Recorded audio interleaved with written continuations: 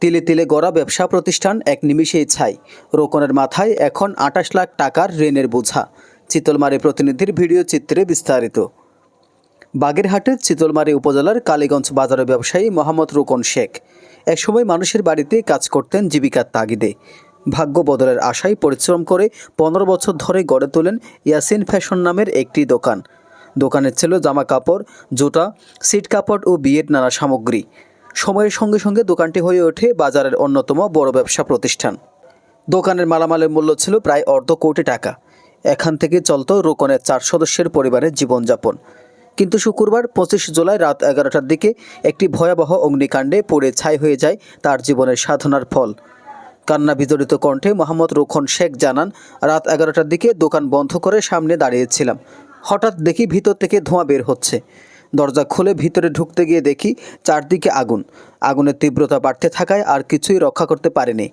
১৫ বছরের কষ্টের ফসল এক নিমিষে ছাই হয়ে গেল। ছিলাম অনেক, সর্বোচ্চ আমার যত টাকা পয়সা সবই দোকানে ইনভেস্ট করা।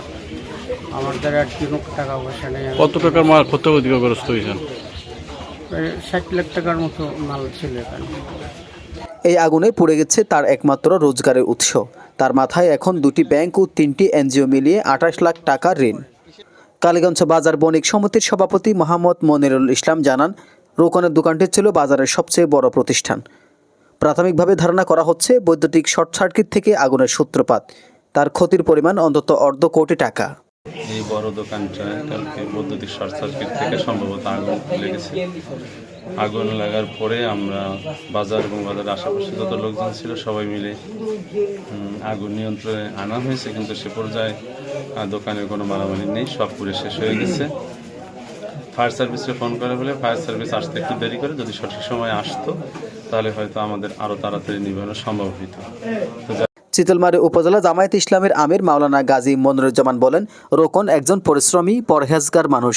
আগুনে নিঃস্ব হয়ে গেছে সে। এখন ব্যাংক ও এনজিও দেনায় জর্জরিত। এই মুহূর্তে রোকনের পাশে দাঁড়ানো আমাদের সকলের নৈতিক দায়িত্ব।